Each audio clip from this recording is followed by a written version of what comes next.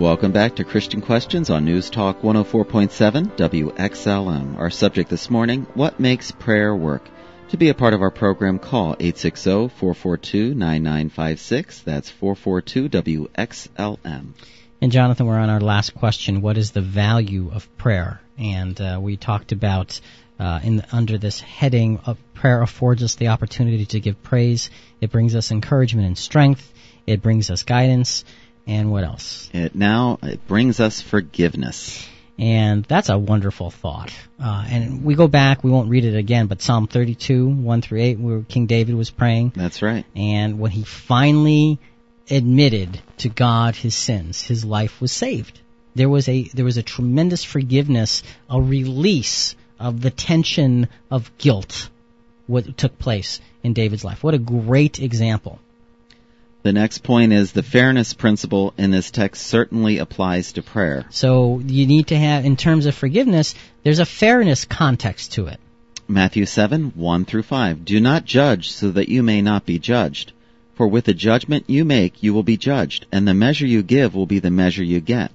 Why do you see the speck in your neighbor's eye, but do not notice the log in your own eye? Or how can you say to your neighbor, let me take the speck out of your eye, while the log is in your own eye? You hypocrite, first take the log out of your own eye, and then you will see clearly to take the speck out of your neighbor's eye.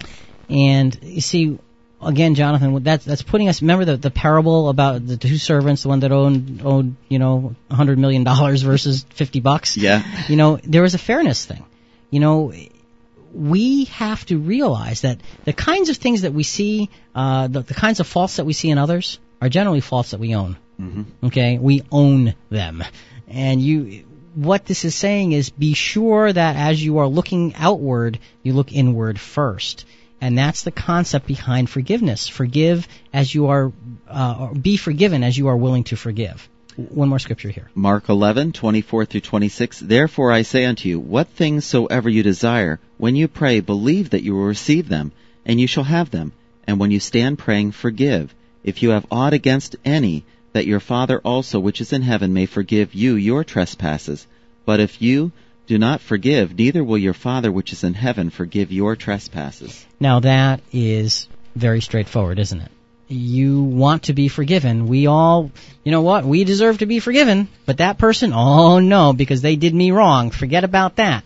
Can't have that attitude with prayer. And that's a struggle. It's a struggle to get up to the level where we can let go of things. But Jesus is instructing us that's what we need to do. What else does prayer bring us? Deliverance. Oh, deliverance is a really good thing, incidentally. Yes. Psalms 91, 1 through 7. He that dwelleth in the secret place of the Most High shall abide under the shadow of the Almighty. I will say of the Lord, He is my refuge and my fortress. My God, in Him will I trust. Surely He shall deliver thee from the snare of the fowler, and from the noisome pestilence. He shall cover thee with His feathers, and under His wings shalt thou trust. His truth shall be thy shield and buckler. Thou shalt not be afraid for the terror by night, nor for the arrow that flieth by day, nor for the pestilence that walketh in darkness, nor for the destruction that wasteth at noonday. 1,000 shall fall at thy side, and 10,000 at thy right hand, but it shall not come nigh thee. So there's a deliverance spoken of in this psalm, and it's in a lot of ways that it's somewhat poetic. God is my refuge and my fortress, and in Him will I trust. But God is not a literal fortress, okay? But He protects us. Again, though, let's put it in context. Stephen, follower of Christ, what happened to him? He was stoned to death.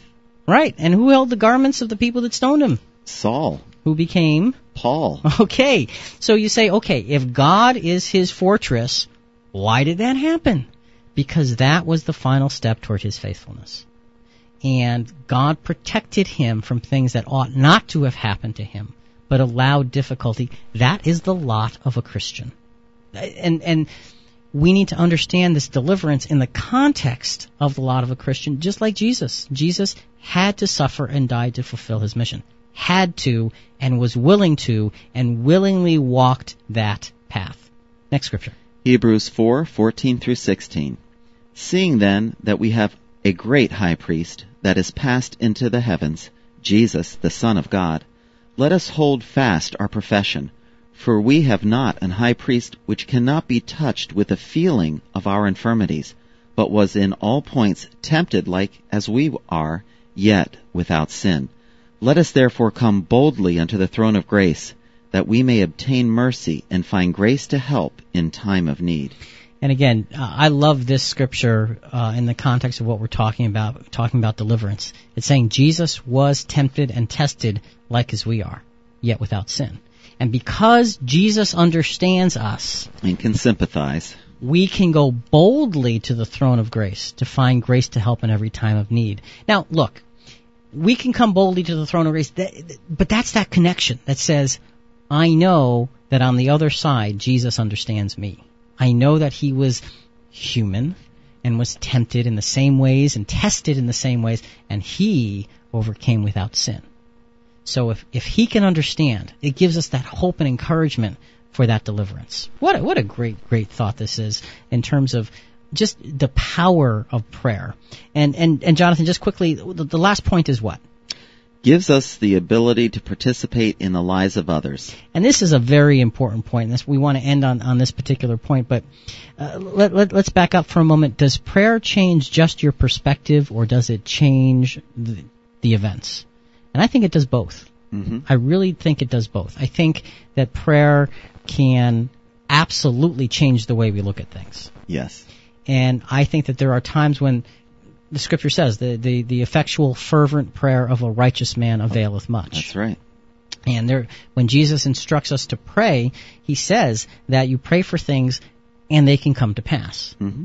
But you need to pray with the right attitude and all that. Now, that's not to say that everything you pray for is going to happen exactly the way you want it to. That's right. Or you'll be answered right away. Right. So there are a lot of aspects to this whole thing, but circumstances can change as a result of prayer, as well as perspective. And those are two pieces to this prayer puzzle.